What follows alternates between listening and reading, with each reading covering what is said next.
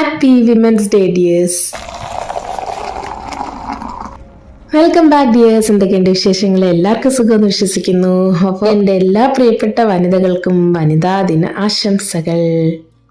അപ്പോൾ നമുക്കിനി നമ്മുടെ പരിപാടികളിലേക്ക് പോകല്ലേ. അപ്പോൾ ഞാൻ നമ്മുടെ നാട്ടിലെ ഏത്തപ്പഴം ഒന്നും കളഞ്ഞില്ല കേട്ടോ. എല്ലാം ഞാൻ പേപ്പറിൽ ഫ്രിഡ്ജിൽ അപ്പോഴേ വെച്ചിട്ടുണ്ടായിരുന്നു പഴുത്ത് തുടങ്ങിയപ്പോൾ. അത് കുറച്ച് വലിയതായിരുന്നു കേട്ടോ, 2 തന്നെ അത്ര ഉണ്ടായിരുന്നു. അത് ഞാനിങ്ങനെ വട്ടത്തിൽ അരിഞ്ഞ് നെയ്യിൽ രാവിലെ തന്നെ അങ്ങ് വരട്ടി വെക്കും. അങ്ങനെ കുറച്ച് സ്റ്റീവിയ ഒന്ന് ഇട്ട് കൊടുക്കും. നല്ല മധുരമുള്ള പഴമെങ്കിൽ അവർ പിള്ളേരല്ലേ, അപ്പോൾ ഇതിങ്ങനെ കഴിക്കാൻ തന്നെ ഹെൽത്തിയുമാണല്ലോ. അപ്പോൾ കഴിഞ്ഞ് കഴിഞ്ഞാൽ പിന്നെ രക്ഷയില്ല. പിന്നെ നമ്മുടെ കിളിക്കൂട് വെക്കുന്ന ഞാൻ കഴിഞ്ഞ 2 വ്ലോഗുകളിലായിട്ട് കാണിച്ചിട്ടുണ്ടല്ലോ. ആ കിളിക്കൂടിൽ എത്തി നോക്കുന്നതേ കണ്ടം പൂച്ച എന്നെ കണ്ടപ്പോൾ ചാടിപ്പോവുക കേട്ടോ. ഞാനപ്പോൾ ഇവൻ വരുമ്പോൾ ഓടിക്കലാണ് എൻ്റെ പരിപാടി. പാവം കിളി ഇതൊന്നും അറിയാതെ കൂടുവെപ്പ് തകൃതിയായിട്ട് നടക്കുക കേട്ടോ. അപ്പം മുട്ടയിടുന്നതും കാത്തിരിക്കുകയാണ് നമ്മുടെ പൂച്ച. കിളി നമ്മുടെ നാരൊക്കെ നോക്കുന്ന സമയത്താണ് ഇവൻ വന്ന് എത്തി നോക്കുന്നത് മുട്ടയുണ്ടോ എന്ന്. അപ്പം ഞാനിന്ന് ലഞ്ചിന് ഇതേ നമ്മുടെ ഇവിടുത്തെ ശർമാജിയുടെ കടയിൽ നിന്ന് കിട്ടിയ പഴം കേട്ടോ. നമ്മുടെ നാട്ടിലെ പോലെ തന്നെ കായയാണ്. അപ്പോൾ ഇവിടെ എനിക്ക് തോന്നുന്നു ഇവിടെ കുഞ്ഞു കുഞ്ഞു വാഴകളൊക്കെ നിൽക്കുന്നതാണ്. അപ്പോൾ ഇങ്ങനത്തെ പഴമായിരിക്കും പിടിക്കുന്നത്. എന്തായാലും ഞാൻ അതിൽ നിന്ന് കുറച്ച് എടുത്തിട്ട് കറ കളയാനായിട്ട് അരിഞ്ഞു വെച്ചു. മെഴുക്കുവരട്ട എനിക്ക് ഭയങ്കര ഇഷ്ടമാണ് കേട്ടോ, കായ മെഴുക്കുവരട്ടി. അപ്പം നമ്മുടെ എണ്ണയിൽ ജസ്റ്റ് ഇതേ കറ കളഞ്ഞ് ഇങ്ങനെ അരിഞ്ഞു വെച്ച് ഇതൊന്ന് മെഴുക്കുവരട്ടി എടുക്കുന്നുള്ളൂ. ഉപ്പും മഞ്ഞൾപ്പൊടിയും കുരുമുളക് പൊടിയും ഇടുന്ന നല്ലൊരു ഫ്ലേവർ, നല്ലൊരു ടേസ്റ്റാണ് കായ്ക്ക്. അപ്പോൾ ഈ ഇച്ചിരി ഒന്ന് വെള്ളം ഒന്ന് കുടഞ്ഞു കൊടുത്താൽ മതി, കാരണം ഈ കായിൽ നിന്നും വെള്ളം ഇറങ്ങുന്നുണ്ട്. അപ്പോൾ ഇന്ന് അടച്ച് വെച്ചിട്ട് ആവശ്യത്തിന് ഉപ്പൊക്കെ ചേർത്ത് കൊടുത്തിട്ടുണ്ട്. ഇനി കുറച്ച് സമയം മതി കേട്ടോ, പെട്ടെന്ന് തന്നെ അതേ നല്ല ടേസ്റ്റി ആയത്. അപ്പം ഞാൻ ഇതിനകത്ത് ലാസ്റ്റ് കുറച്ച് ക്രഷ്ഡ് ചില്ലിയും കൂടെ ഒന്ന് ഇട്ട് കൊടുക്കും. കുറച്ച് സ്പൈസി ആണെങ്കിൽ കുറച്ചും കൂടെ ടേസ്റ്റ് കൂടും ഈ കായയ്ക്ക്. സിമ്പിളായിട്ട് നമ്മുടെ മെഴുക്ക് പുരട്ടി റെഡി. ഇതിൻ്റെ കൂടെ ബെസ്റ്റ് കോമ്പിനേഷൻ സാമ്പാറാട്ടോ. അപ്പോൾ കുറച്ച് പച്ചക്കറിയും കാര്യങ്ങളൊക്കെ ഇട്ട് നല്ലൊരു സാമ്പാർ, ഈ കായ മെഴുക്കുവരട്ടി ഉണ്ടെങ്കിൽ ചോറിൻ്റെ കൂടെ വേറെ ഒന്നും വേണ്ട. അതെ, അങ്ങനെ സാമ്പാർ ഞാൻ ഉണ്ടാക്കി. പിന്നെ നമ്മുടെ അപ്പുറത്തെ ദീദി കഴിഞ്ഞ പ്രാവശ്യം ഞാൻ കഴിഞ്ഞൊരു വ്ളോഗിൽ കാണിച്ചിരുന്നില്ലേ, ദേ ഈ സാധനം കഴിഞ്ഞ വ്ളോഗിൽ കാണിച്ചതാണ്. ഇതെന്താണെന്ന് ഞാൻ ചോദിച്ചിരുന്നു. അപ്പോൾ നമ്മുടെ ഒരു ഫ്രണ്ട് ഇങ്ങനെ കറക്റ്റായിട്ട് ഉത്തരം പറഞ്ഞിട്ടുണ്ടായിരുന്നു. അത് സാബൂദാന അല്ലെങ്കിൽ ചൗവരി എന്ന് നമ്മുടെ മലയാളത്തിൽ പറയുന്ന സംഭവം. അത് അവരിങ്ങനെ ഫ്രൈ ചെയ്യാൻ വേണ്ടി പപ്പടം പോലെ ഇങ്ങനെ അവരുടെ രീതിയിൽ ഉണക്കാൻ വെച്ചേക്കുന്നത്. അപ്പോൾ ഉണക്കി അവരൊരു ചെറിയ പാത്രത്തിലോട്ടാക്കിയിട്ട് അത് വീണ്ടും വെയിൽ കൊള്ളിച്ചെടുക്കുന്നുണ്ട്. ഇതിപ്പോൾ നവരാത്രി, ഇപ്പം ഇവിടെ ഒരു ഏപ്രിലിൽ നവരാത്രി വരുന്നുണ്ട്. ആ സമയത്ത് ഇവർ ഇത് വറുത്ത് കഴിക്കും വ്രത സമയത്തൊക്കെ. അപ്പോൾ സാബൂദാന അല്ലെങ്കിൽ ചൗവരിയുടെ പപ്പടം കേട്ടോ. കറക്റ്റായിട്ട് എനിക്ക് കമൻറ്റിൽ വന്നിട്ടുണ്ടായിരുന്നു. അപ്പോൾ ഞാൻ ദീദീനെ കണ്ടപ്പോൾ ചോദിച്ചപ്പം സംഭവം അത് തന്നെ. നമ്മളിപ്പോൾ പോകുന്നത് എങ്ങോട്ടാന്ന് വെച്ചാൽ നമ്മുടെ ചക്കക്കുരു നോക്കാനാണ് കേട്ടോ. അത് അധികം ഉണങ്ങി കിട്ടുന്നില്ല, മെല്ലെ, കാരണം വെയിലിന് ശക്തി അധികം ഇല്ലല്ലോ. ഇങ്ങനെ കളറൊക്കെ ഉണ്ടെങ്കിൽ വലിയ ശക്തി വെച്ചിട്ടില്ല വെയിലിന്. അപ്പോൾ കുറച്ച് ദിവസം കൂടെ പിടിക്കും നമ്മുടെ ചക്കക്കുരു നന്നായിട്ട് ഉണങ്ങിയിട്ട് അകത്ത് വെക്കുന്നുള്ളൂ കേട്ടോ. ദേ അപ്പോൾ വാടി ഉണങ്ങി വരുന്നുണ്ട്. അമ്മ എന്നോട് പറഞ്ഞു ഇത് വെച്ചിട്ട് ചക്കക്കുരു പായസം ഉണ്ടാക്കാൻ. എനിക്കതിൻ്റെ റെസിപ്പിയൊക്കെ പറഞ്ഞു തന്നു. നോക്കട്ടെ, എന്തെങ്കിലുമൊക്കെ ചെയ്യണം. അപ്പോൾ നമ്മുടെ പൂക്കളൊക്കെ അതേ പിടിച്ചു തുടങ്ങി. നമ്മുടെ വീട്ടിലിടുന്ന ചെരുപ്പ് ഇടയ്ക്കിടയ്ക്ക് നല്ല വെയിൽ കൊള്ളിക്കണം കേട്ടോ, അല്ലെങ്കിൽ ഒരു സ്മെല്ല് വരും. എപ്പോഴും ഇടുമ്പോൾ കാല് വേർത്തിരിക്കത്തില്ലേ. അപ്പോൾ ഇടയ്ക്കിടയ്ക്ക് നല്ല വെയിൽ കൊള്ളിച്ചാൽ നല്ല ഫ്രഷായിട്ട് തന്നെ ഇരിക്കും. അത് 3 സ്പൂൺ അതാണ് ഒരു പൊട്ടിക്കും കൂടി വെക്കാം. ഓക്കെ, ഇതിടുക. എന്നിട്ട് ഇത് വെച്ചിട്ട് ഇതിൻ്റെ പരിപാടി എന്ന് വെച്ചാൽ ഇത് ലെവലാക്കാൻ വേണ്ടിയിട്ടാണ്. ഇത് ലെവലാക്കുക. ലെവലാക്കിയിട്ട് വെട്ടിത്തെളിക്കും. അവിടെ വെട്ടിയെടുത്ത് തിളയ്ക്കണം. വെട്ടിയെടുത്ത് തിളച്ചിട്ട് ഇത് മൊരാക്കാം. ഇത് തിളയ്ക്കാൻ തുടങ്ങിയിട്ടുള്ളൂ. വെട്ടി തിളയണം. അത് കുറച്ച് വെള്ളം കൂടുതലെടുക്കാൻ പറഞ്ഞതിന് എന്തിനാണെന്ന് വെച്ച് കഴിഞ്ഞാൽ നന്നായി തിളയ്ക്കുമ്പോൾ ആവിയിൽ കുറച്ച് വെള്ളം കുറയും. ഇതിന് ആവശ്യമുള്ള വെള്ളം വേണം. ഞാനൊരു കാപ്പി ഫാനോ ലവറോ ഒന്നുമില്ല, രാക്കെ അതാണ്. അപ്പോൾ രാക്കെ ഫിൽറ്റർ കോഫി ഉണ്ടാക്കുന്ന കറക്റ്റ് വിധം പറഞ്ഞു തരാം കേട്ടോ. ഇനി ഇതെടുത്തിട്ട് ഇതിനകത്ത് ഇങ്ങനെ ഒഴിക്കുക. ആവിയായിപ്പോയി. അപ്പോൾ ഇതിനകത്തേക്ക് ഒഴിക്കുന്ന സമയത്ത് കുറച്ച് ബാക്കി ഉണ്ടാവും. 3.5 സ്പൂൺ ഉണ്ടായിട്ടുള്ളൂ. 3.5-3.5. അങ്കൂണ്ടാക്കെയാണ് കോഫി ഫാൻസ്. ഞാൻ കോഫി അങ്ങനെ കുടിക്കാറില്ല, എനിക്കത് ഗ്യാസിന് പിടിക്കത്തില്ല, അതാണ്. അപ്പോൾ അത് അങ്കു വെയിറ്റ് ചെയ്തിരിക്കുക അച്ഛൻ്റെ കോഫി കേട്ടോ. ഡിക്കോഷൻ ആയതിനു ശേഷം പാലിൽ മിക്സ് ചെയ്ത് അവർ 2 കൂടെ അങ്ങ് കുടിച്ചോളും. ഇന്ന് ഞാനൊരു അടിപൊളി കേക്ക് റെസിപ്പി കാണിച്ചു തരാം കേട്ടോ.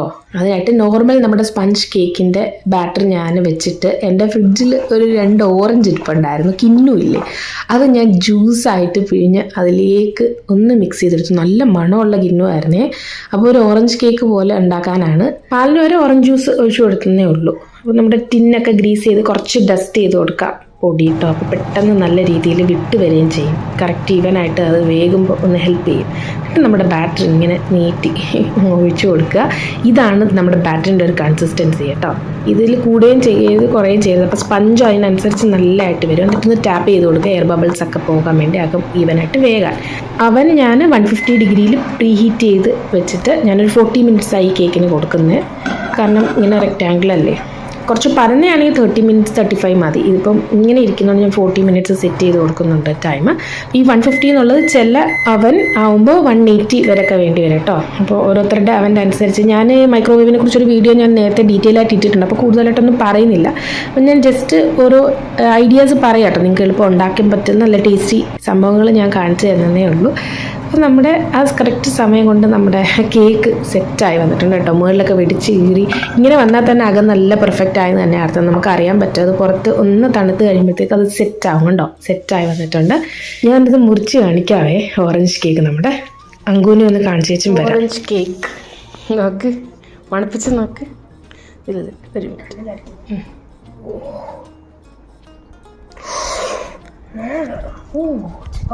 എങ്ങനെയുണ്ട്?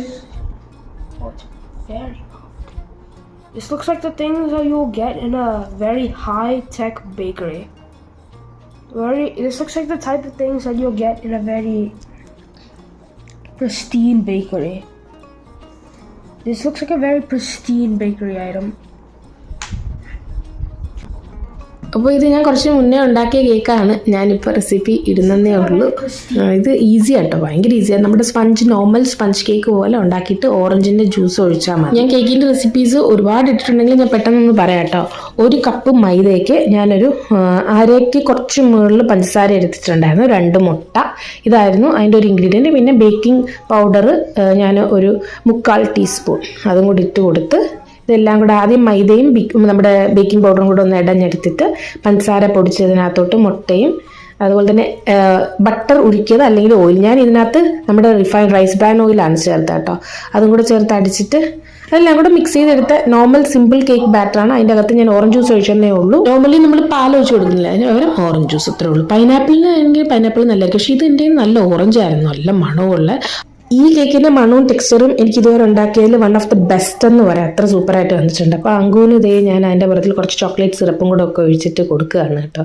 അപ്പം പിള്ളേർക്കൊക്കെ ഒത്തിരി ഇഷ്ടപ്പെടും. ഞാൻ പറഞ്ഞല്ലോ, ഇടയ്ക്കൊക്കെ നമുക്ക് പെട്ടെന്ന് ഉണ്ടാക്കാൻ പറ്റുന്ന ഞാൻ ഒരുപാട് കേക്കിൻ്റെ റെസിപ്പി കാണിച്ചിട്ടുണ്ട്.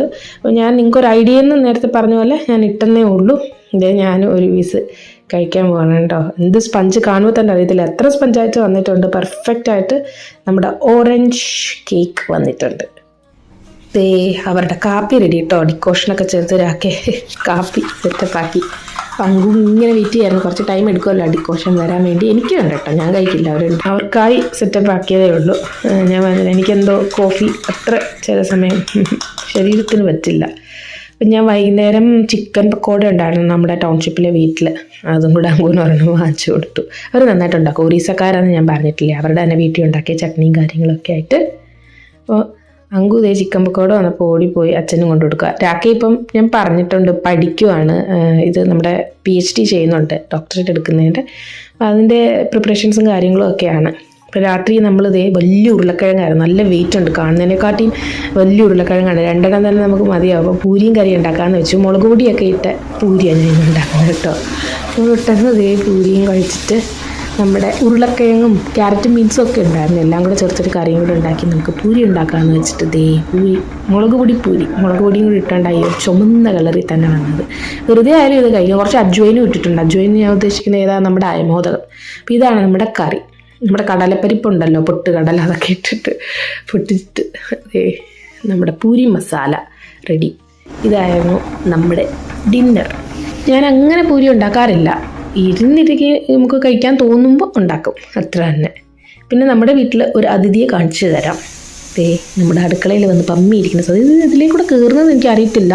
ഇവിടെ ഇതിന് തത്തയ്യ എന്ന് പറയും കേട്ടോ. നമ്മുടെ നാട്ടിൽ കടന്നൽ ചില സ്ഥലങ്ങളിലൊക്കെ കുളവി എന്നൊക്കെ പറഞ്ഞ് കേട്ടിട്ടുണ്ടോ മലയാളത്തിൽ. നമ്മൾ കോട്ടയം ഭാഗത്താണെന്ന് കുളവി എന്ന് പറയുന്നത്, ബാക്കി കടന്നൽ എന്നല്ലേ പറയുന്നത്. അപ്പോൾ ഇന്നത്തെ വീഡിയോയുടെ വെച്ച് അതിൻ്റെ ഒത്തിരി സ്നേഹത്തോടെ thank you so much. Bye bye dears.